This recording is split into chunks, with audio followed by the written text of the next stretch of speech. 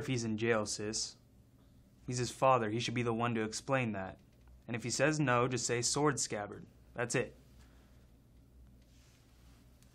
What was that about? Just my sister being an idiot. What's she being an idiot about this time? Get this. She walked in on her son watching a porno and didn't want to explain sex to him because she's a woman. You believe that? No, how old is he? 12. What? That's ridiculous. I mean, he's a kid of the internet age. You think he'd know this stuff already. The first time I went on the internet, I learned about cucks, bukkake, and autoerotic asphyxiation.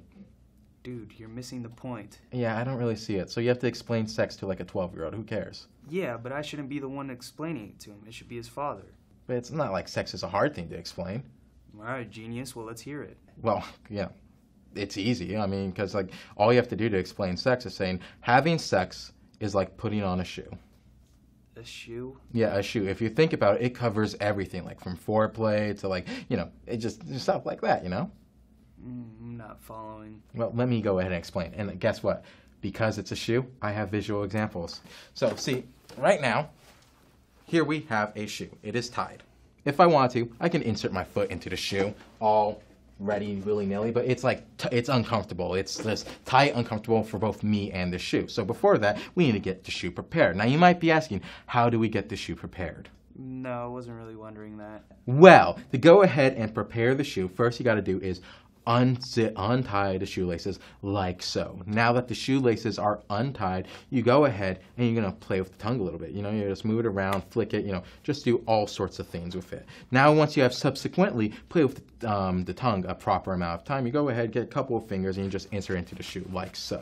And then you go ahead and just, start moving stuff around, scraping it, just, increase the size of the finger. You just do it until, the shoe is now wide enough to accommodate your foot, see?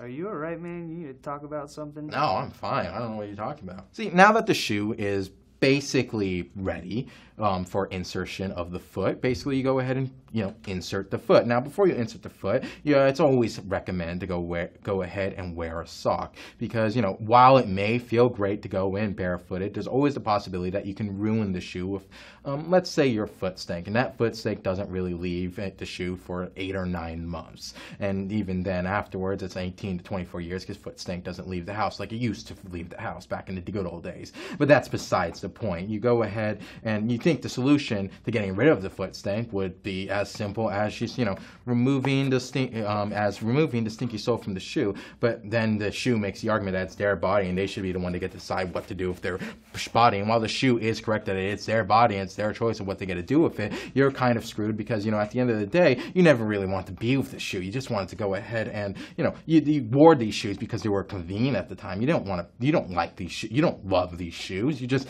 they thought like, yeah, those shoes are cute. I'm just gonna wear those shoes for a little bit, okay? And now you're just stuck. And now because of you decide to go wear your barefooted one time, you're stuck with these shoes for the next 18 to 24 years, and because you made one mistake. I mean, that's messed up. You can't just leave the shoe, because then you just look like a scumbag for abandoning shoes because you got it stanky, and you're just kind of stuck now.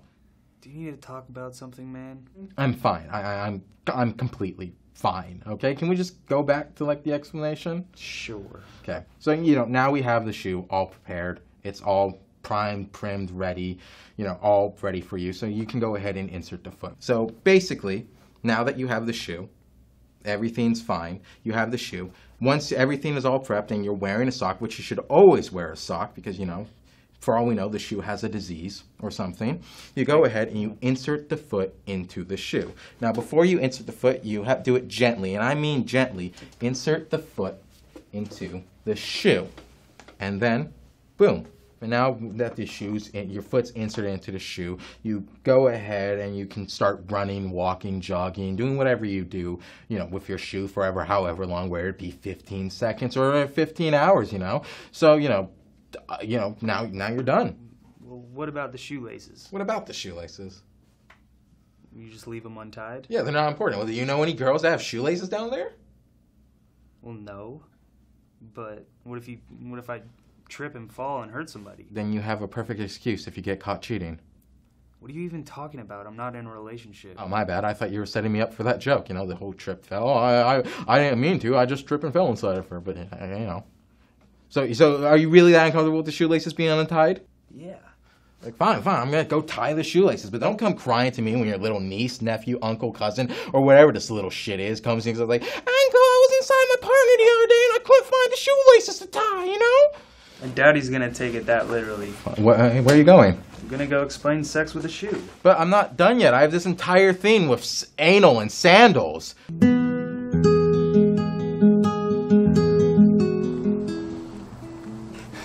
He asked me about the shoelaces. Are you happy?